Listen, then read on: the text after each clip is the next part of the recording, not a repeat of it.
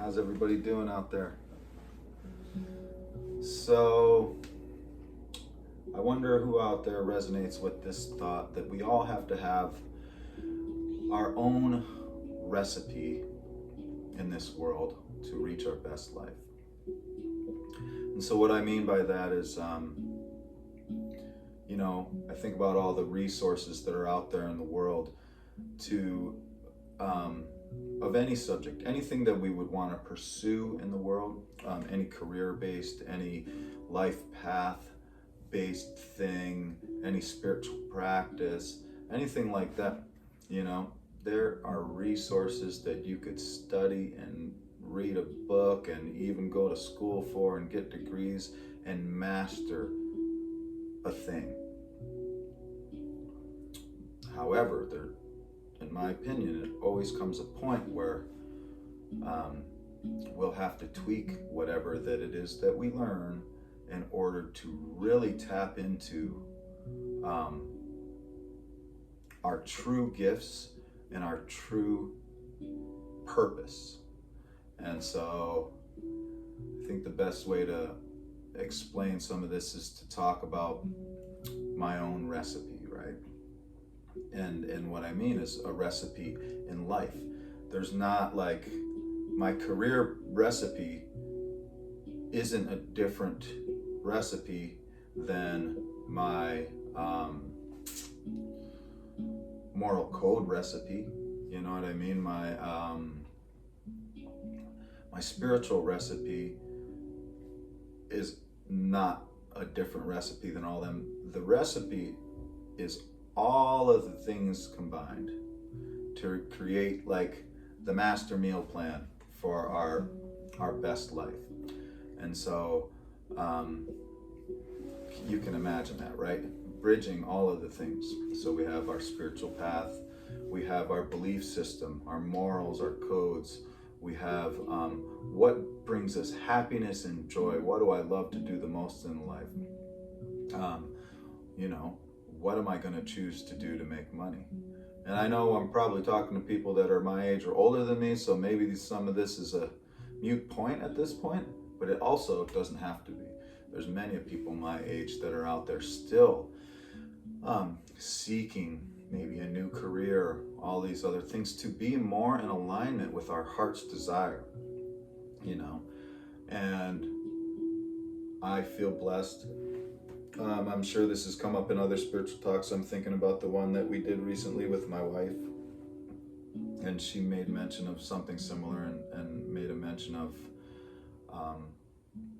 how that she's witnessed that I'm one of the people that she's seen that has always had a really easy time with that. Well, the piece of doing what you love and having a career out of it, and it being in alignment with your purpose, right? Your life's purpose. And how I did that was a very young age. I got fresh out of high school, and I was confused because my environment, my family, my peers, my surroundings were telling me that there's really very limited path that you can choose on this world, world, and the ones that they were telling me that I could choose, joining the military was one, going to college was really the other one. I think that's the two main things, and something wasn't quite clicking for me. And not that I'm saying there's anything wrong with that, but I'm looking at this from my point of view, like that. Like, I don't know how anybody lives and how long it's taken you to learn how to, listen to yourself, listen to your intuition, feel what it feels like. But that's something I feel like I've always done at a young age, is have an inner knowing. And boy, I spent lots of years of my life ignoring that inner knowing, or that, that gut feeling, that intuition that allows us to be led. But for the most part, there's always been something inside of me that tells me that what feels right or what doesn't quite feel right. And in this case, those choices that I were being presented with weren't feeling right. And so then I was kind of lost and depressed for a while. Like, what do I do? And actually, that led me into a little bit of a tough spiral, but then also kind of rebirthed into a deep spiritual path too. And this is way early 20s, right? And anyway, in my 20s, I started,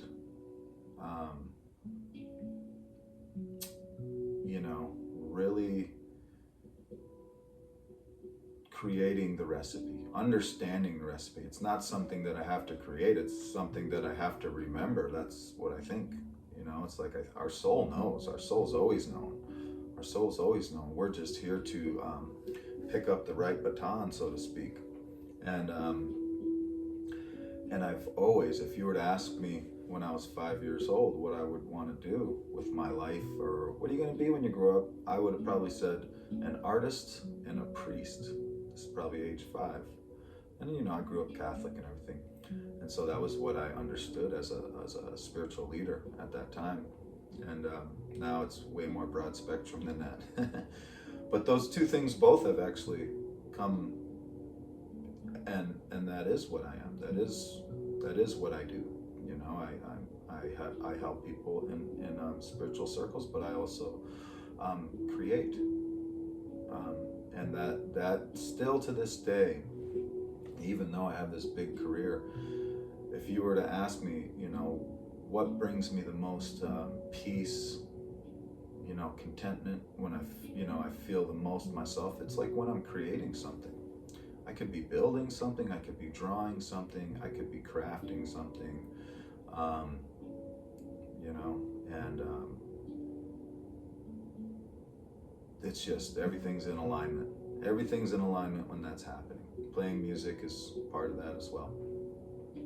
And so, learning about that recipe and having enough conviction, having enough faith, I would say, faith in myself, faith in, this idea that the universe is conspiring with us to bring us our best life, and to really hold true to that. And when you hold true to that, magic happens, miracles happen, synchronistic things happen, and oftentimes when we're paying attention, or when we're in that really like rapid growth space, like it's very tangible, like we can see it, like, oh my gosh, like this happened and I was in need for this, and this person just showed up and is offering me this help for that, or and now here I am 40 years into it, so to speak, let's say 30 years into it, getting on close to, and still things that happened in my early 20s are revisiting me, people that I met. One example that I'm thinking of is a few videos back, you'd see, if you look at my YouTube channel, feel free to subscribe if you haven't already. If you look at my YouTube channel, I'm playing a forest music jam with David Hoover and Jason O'Neill Butler. Both of those people are from my past. One of them was in my parents' house when we were young kids going on to Fish and Grateful Dead shows and stuff, and like he came through our town in his Volkswagen bus, and I remember him from there, and shoot, whatever it's been, 25 years later, he shows up at one of the concerts that I was doing in Portland. And this is Jason O'Neill Butler. He's an amazing singer. He showed up and actually volunteered because he knew the lady I was playing the performance with. He showed up and volunteered, and we reconnected. And then we started creating the Ame music band and doing the sound healing music and really connecting on a deep level. He now actually works for Singing Tree Flutes. And did I know that then when we connected way back then, that we would have some purpose to revisit, and we would be like, you know, helping the world feel good, heartfelt feelings through our music, and you know, collaborating together with, you know, growing Singing Tree Flutes, with which ultimately is about helping, providing good vibes to the world. You know what I mean? That's really ultimately what it's about. And then there was Dave Hoover. He's in that same video. Dave Hoover happens to be a person who, I'm just traveling around down the road. I drive to New Mexico, and it's a longer story. I had this old junker van that I was turned into a camper van, and the gas leak had a rust spot or the gas tank, and it started leaking. And so somehow in Arkansas, I met this other guy who was driving in a school bus, and he's like, man, you know, if you follow me to Albuquerque, New Mexico from Arkansas. So here I am driving with only a half tank of gas, because it would leak if I filled it over a half tank, all the way to Albuquerque, New Mexico to follow this guy.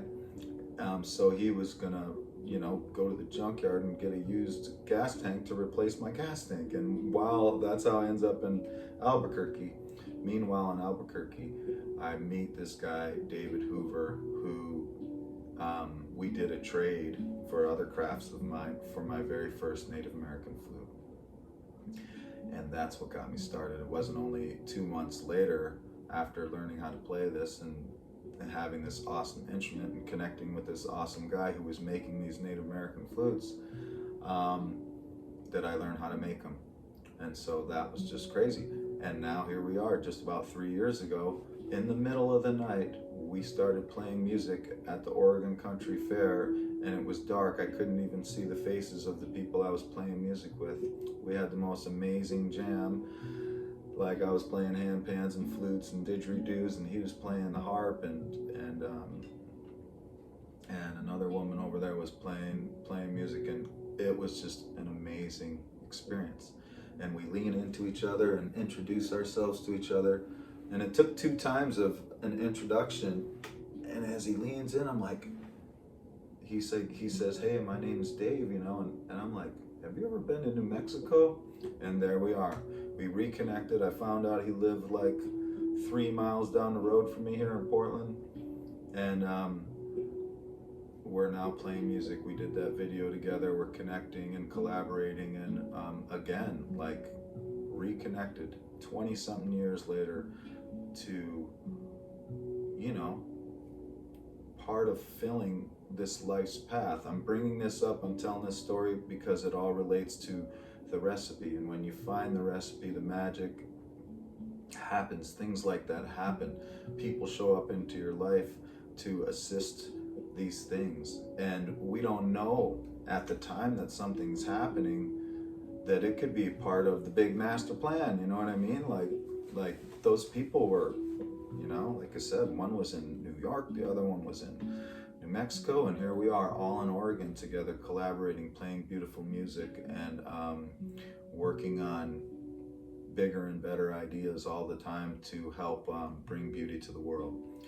And so what a blessing that is. And so I'm just talking about this because it's my heart's desire to see everybody do that, to see everybody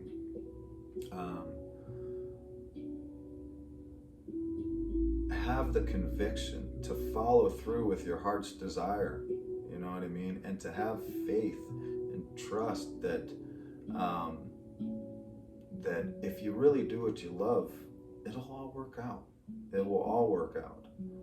And when we're happy, when we're you know, in alignment, the more things that we get in alignment with ourselves, the more that we're able to manifest all of the other pieces that we're desiring for our best life. And so let's just use this as an example. If we use financial stability, and I know the argument, don't get me wrong, I already know the argument with children and bills and, you know, mortgage payments. I know the argument, what, but ponder this as well.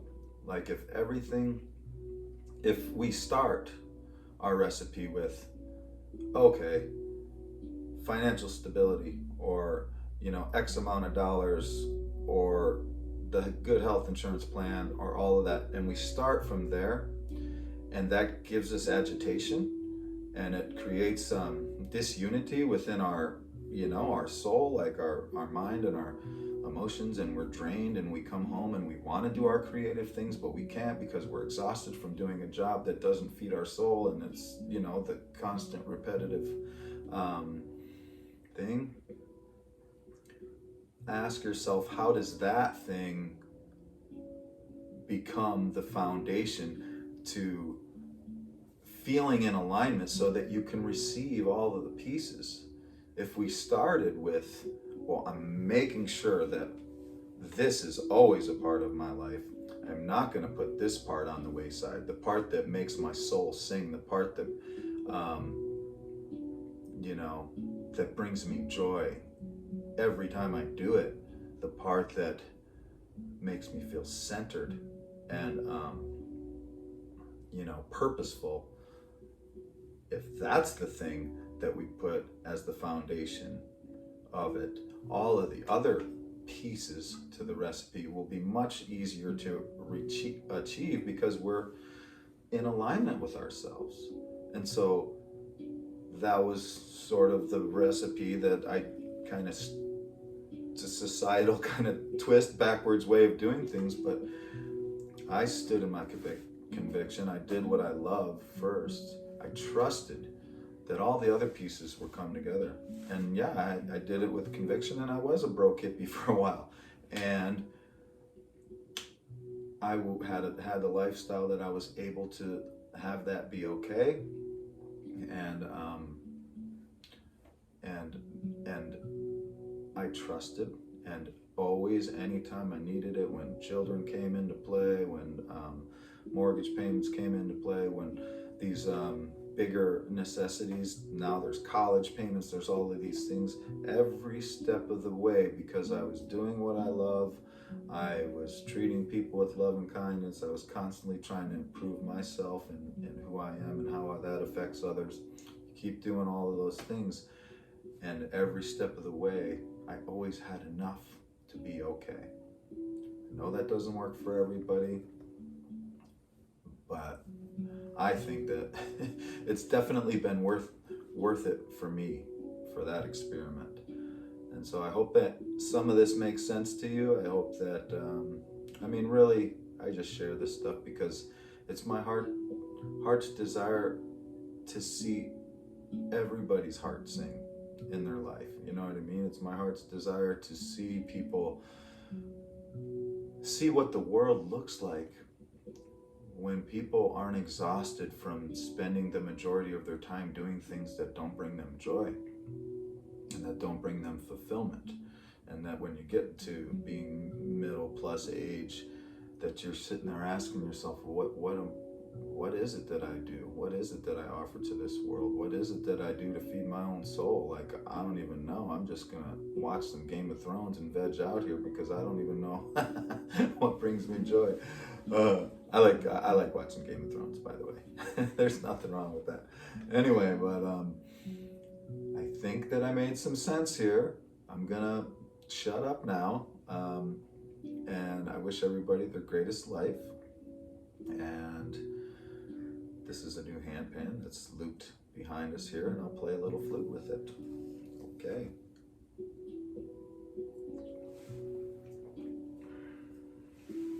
All right. This is in B minor. Where's my flute?